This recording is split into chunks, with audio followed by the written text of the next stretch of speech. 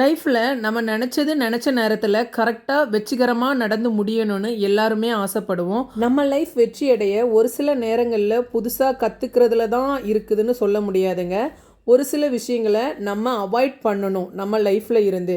அதன் மூலம் கூட ஈஸியாக நம்மளோட லைஃப்பில் நெக்ஸ்ட் லெவல் போகிறதுக்கு வாய்ப்பு இருக்குது. ஒரு சில நேரங்களில் நம்மளே நாம் செல்ஃபாக நம்ம லைஃப்பில் நடந்ததை யோசித்து பார்ப்போம். நம்மளும் தானே அந்த பீரியடில் இவ்வளோ ஹார்ட் ஒர்க் பண்ணோம், நம்மளும் தானே படித்தோம், ஆனால் நம்ம வாழ்க்கை மட்டும் இப்படி முன்னேறாமல் இப்படி ஆகிடுச்சே அப்படின்னு நம்ம தோத்ததை நினச்சே புலம்பிகிட்டு இருப்போம். புலம்புறதை விட்டுருங்கங்க. நம்ம செஞ்ச தப்புக்கு என்ன காரணம் அப்படின்னு காரணத்தை கண்டுபிடிச்சி அதை எப்படி நம்ம சரி செய்ய முயற்சி பண்ணணுங்கிறத மட்டும் யோசிங்க.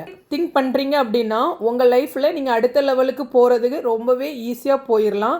ஏன்னா நம்ம அடுத்த லெவல் போகிறதுக்கு ரொம்ப இம்பார்ட்டன்ட் விஷயமே நமக்கு ஆல்ரெடி நடந்த ஒரு தப்பு இல்லை ஒரு தோல்வியில் என்ன காரணத்தினால நம்ம தோத்தோங்கிற ரீசனை ஃபைண்ட் அவுட் பண்ணிட்டாலே அடுத்து நமக்கு அது வெற்றியாக தான் அமையும். நம்ம செய்கிற ஒரு சில முட்டாள்தனமான தப்புகளும் புரிதல்களும் நிதானம் இல்லாமல் எடுக்கிற முடிவுகளும் தான் நம்ம லைஃப்பில் நாம் தோக்குறதுக்கு காரணமாக இருக்கிறது. ஜெயிக்க முடியாமல் போனதுக்கு காரணம் கூட இதுவாக தாங்க இருக்கும். நான் இப்போ சொல்ல போகிற இந்த 7 ஹேபிட்டை மட்டும் உங்கள் லைஃப்பில் நீங்கள் அவாய்ட் பண்ணிங்கன்னா நிச்சயம் வெற்றி அடைய முடியும். வெற்றி அடைகிறதுக்கு இதுவே ஒரு முதல் படியாக உங்களுக்கு இருக்க போகுது. இந்த வீடியோவை நீங்கள் ஃபுல்லும் பார்த்துட்டு புதுசாக ஒரு லைஃபுக்குள்ளே போக போகிறோன்னு கண்டிப்பாக நினைப்பீங்க.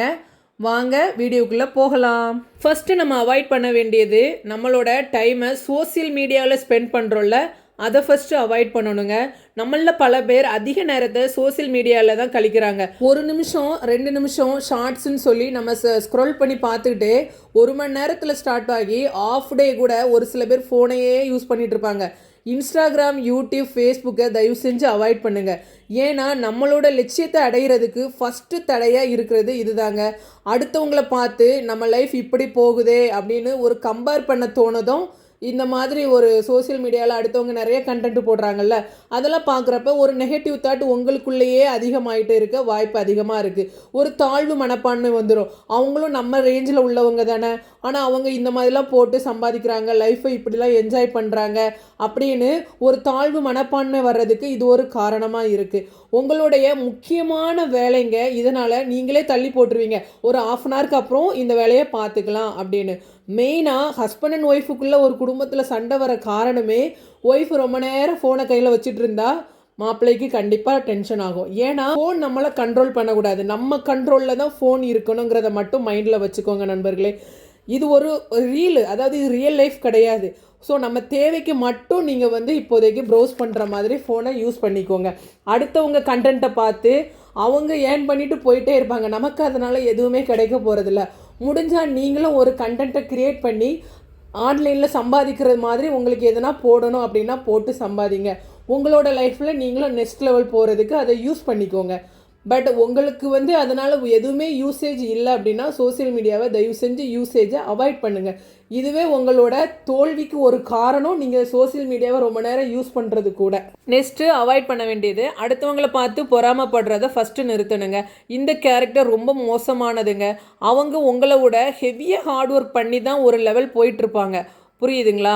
அதை பார்த்து நம்ம பொறாமப்படுறதுனால நம்மளோட டைமும் நமக்கு அந்த ஒரு நெகட்டிவ் எண்ணங்கள் வர்றது மட்டும்தான் மிஞ்சமே தவிர நம்மளோட குறிக்கோளை அடைய முடியாது. உங்களுக்கு இதனால் வைத்தெரிச்சலும் மனசில் ஒரு பாரமாக இருக்கிற ஒரு வலியும் தான் அதிகமாகும். அவன் கார் வாங்கினா என்ன, ஜொல்லு வாங்கினா என்ன, இடம் வாங்கினா உங்களுக்கு என்ன?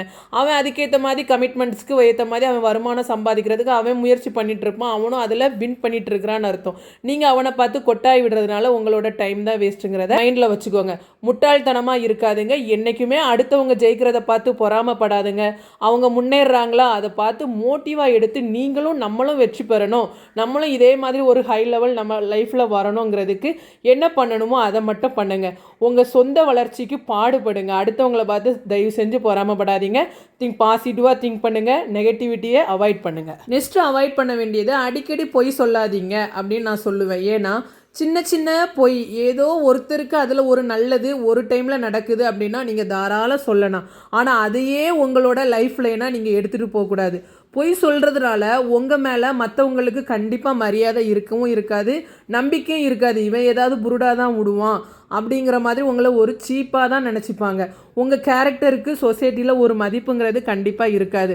இதனால் ஐயோ நம்ம அன்னைக்கு சொன்ன பொய் அப்படின்னு சொல்லி நீங்களே உங்களை பதட்டமாக எப்போவுமே வச்சுக்கிற மாதிரி இருக்கும். உங்கள் ஃப்ரெண்ட்ஸுக்கிட்டே இருந்தாலும் சரி, ஃபேமிலியில் யார்ட்டையாச்சும் ஏதோ ஒரு விஷயம் பொய் சொல்லிட்டீங்க, ஒரு ஃபேமிலி ஃபங்க்ஷனில் நீங்கள் எல்லாருமே மீட் பண்ணுறப்ப கூட உங்களால் அவங்கக்கிட்ட ஃப்ரீயாக பழக முடியாது. ஸோ நேர்மையாக இருங்க. உங்களோட பல வெற்றிக்கு அதுவே வழி வகுக்கும்னு நான் இந்த இடத்துல சொல்லிக்கிறேன். ஏதோ ஒரு இடத்துல பொய் சொல்லி யாரையாச்சும் நம்ம இது பண்ணி ஏமாற்றி வின் பண்ணிட்டோம் அப்படின்னு உங்களுக்கு தெரியும், செல்ஃபாக தெரியும், அடுத்தவங்களுக்கு தெரியாது நீங்கள் சொன்ன பொய் அங்கே. பட் பல இடத்துல உங்களுக்கு தெரிஞ்சோ தெரியாமலும் நீங்கள் ஏமாந்து போயிருப்பீங்க, தோத்தும் போயிருப்பீங்க. பொய் சொல்லாதீங்க, ஓகேங்களா? டோன்ட் லையிங் ஃப்ரீக்வெண்ட்லி அப்படின்னு இந்த இடத்துல நான் சொல்கிறேன். 4வது நீங்கள் அவாய்ட் பண்ண வேண்டியது, தேவையில்லாமல் எல்லாத்துலேயும் சண்டை போடாதுங்க. அடுத்தவங்க ஒரு 4 பேர் சண்டை போட்டுட்ருக்காங்கன்னா அந்த இடத்துல போய் தலையிடாதுங்க. மற்றவங்க விஷயத்தில் எப்போவுமே தலையிடாதுங்க. அடுத்தவங்க சண்டையில் நம்ம வேடிக்கை மட்டும்தான் பார்த்துட்ருக்கணும் இந்த காலத்தில். ஏன்னா நம்ம நல்லது சொல்ல போனால் அவங்க எடுத்துப்பாங்களா என்ன? கண்டிப்பாக எடுத்துக்கவே மாட்டாங்க. நம்ம உண்டு நம்ம வேலை உண்டுன்னு போயிட்டே இருங்கங்க. நாமளும் உள்ளே புகுந்து என்னத்தையாவது பேசி அதனால் அவங்க ஐயோ நம்ம சொன்னதை மதிக்கலையேன்னு அது உங்களுக்கு ஒரு ப்ரெஷர் ஏறும்.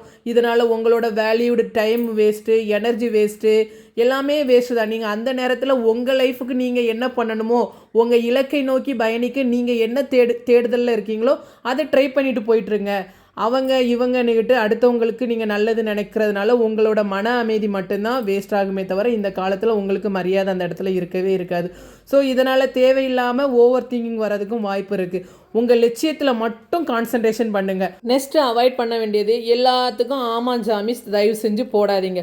ஒரு சில பேர் பார்த்தீங்கன்னா பூம்பு மாடு மாதிரி யார் என்ன சொன்னாலும் ஆமாம் கரெக்டு, ஆமாம் கரெக்டு, இந்த கேரக்டர்லாம் இருந்தீங்கன்னா நீங்கள் அடுத்த லெவல் போகவே முடியாதுங்க. சத்தியமாக சொல்கிறேன். உங்களுக்கு ஒரு விஷயம் பிடிக்கல அப்படின்னா கண்டிப்பாக அந்த இடத்துல நோ சொல்லுங்கள். அவங்க என்ன நினைப்பாங்க, இவங்க என்ன நினைப்பாங்கன்னு தயவு செஞ்சு அதுக்காக ஆமாம் சொல்லாதீங்க. உங்களுக்கு அந்த இடத்துல ஒரு சுயமரியாதைன்னு ஒரு விஷயம்னு ஒன்று உங்களுக்குன்னு செல்ஃபாக இருக்குல்ல, அதுக்கு இம்பார்ட்டன்ட் நம்ம தானே கொடுக்கணும்.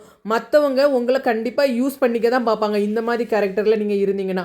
ஃப்ரெண்ட்ஸாக இருந்தாலும் சரி, ஃபேமிலிக்குள்ளே யாருன்னா உங்களுக்கு பிடிக்காத ஒரு விஷயத்த செய்கிறாங்கன்னா, எனக்கு பிடிக்கலப்பா, ஏன்னா நான் இந்த விஷயத்தில் நான் கமிட்மெண்ட் கொடுக்க மாட்டேன், நோ சொல்லுங்கள். ஃப்ரெண்ட்ஸு ஒரு 4 பேர் சேர்ந்து ஒரு படத்துக்கு போகிறாங்க, உங்களுக்கு அந்த படம் பார்க்க பிடிக்கல, உங்கள் வீட்டில் ஏதோ ஒத்துக்கலை அப்படின்னா நான் வரலப்பா அப்படின்னு அந்த இடத்துல நீங்கள் தைரியமாக நோ சொல்லலாம். இது ஒரு சின்ன விஷயமாக தாங்க தெரியும். ஆனால் அந்த எஸ்ஆர் நோ சொல்கிற விஷயத்தில் நோ சொல்லி பாருங்களேன், நிறைய டைம் புதிய விஷயம் நீங்கள் கற்றுக்கிறதுக்கு அந்த இடத்துல உங்களுக்கு ஒரு லேர்னிங் பிளேஸாக இருக்கும். கண்டிப்பாக இண்டிவிஜுவலாக நீங்கள் வேணால் ட்ரை பண்ணி பாருங்கள். நெக்ஸ்ட்டு நெகட்டிவிட்டியில் ரொம்ப கவனம் செலுத்தாதீங்க. அந்த மாதிரி கவனம் செலுத்துறதா இருந்தால் அதையும் நீங்கள் அவாய்ட் பண்ணிடுங்க. நெகட்டிவிட்டியில் நீங்கள் ரொம்ப திங்க் பண்ணிகிட்டே இருக்கிறப்ப நம்ம என்ன நினைக்கிறோமோ அதுதானங்க நமக்கு லைஃப்பில் நடக்கிற மாதிரி ஒரு ஃபீல் ஆகும். நெகட்டிவாக நினச்சிங்கன்னா உங்களுக்கு நடக்கிறதெல்லாம் நெகட்டிவாக தான் தெரியும்.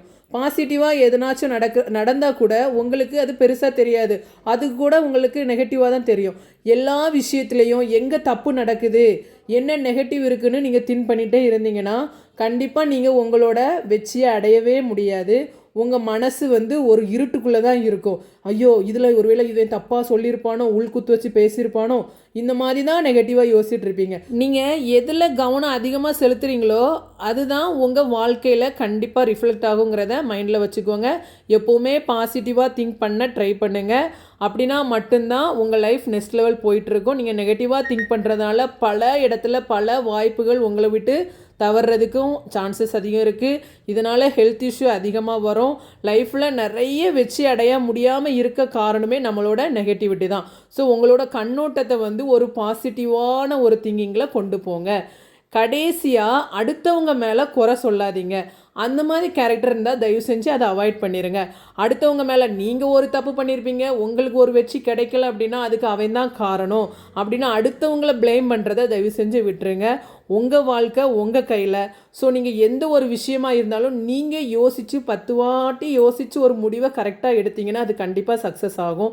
ஒரு கம்பெனியில் நீங்கள் ஒர்க் பண்ணுறீங்க, அங்கே உங்களுக்கு ஏதோ ஒரு ஒர்க்கு கொடுத்ததை நீங்கள் சரியாக பண்ணி கொடுக்கல, அதுக்கு கம்பெனி தான் காரணம், பக்கத்தில் உள்ள ஸ்டாஃப் தான் காரணம், நம்ம பாஸ் தான் காரணம், அடுத்தவங்கள ப்ளேம் பண்ணாதீங்க.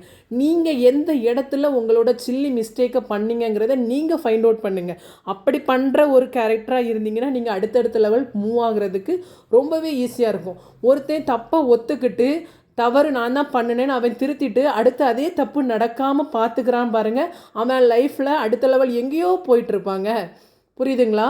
நான் இதோட இந்த வீடியோவை முடிச்சுக்கிறேன். எல்லாருமே லைஃப்பில் ரொம்ப ஷார்ப்பாக பாசிட்டிவாக திங்க் பண்ணிவிட்டு ஹெல்த்தியாக ஆரோக்கியமாக இருங்க. கண்டிப்பாக நீங்கள் எதில் கை வச்சாலும் உங்களுக்கு வெற்றி மேல் வெற்றி வந்துக்கிட்டே இருக்கும் அப்படின்னு சொல்லி இந்த வீடியோவை நான் முடிச்சுக்கிறேன். இந்த வீடியோ பிடிச்சதுன்னா லைக் பண்ணுங்கள், ஷேர் பண்ணுங்கள், மறக்காமல் நம்ம சேனலை சப்ஸ்கிரைப் பண்ணுங்கள். Tata, bye by.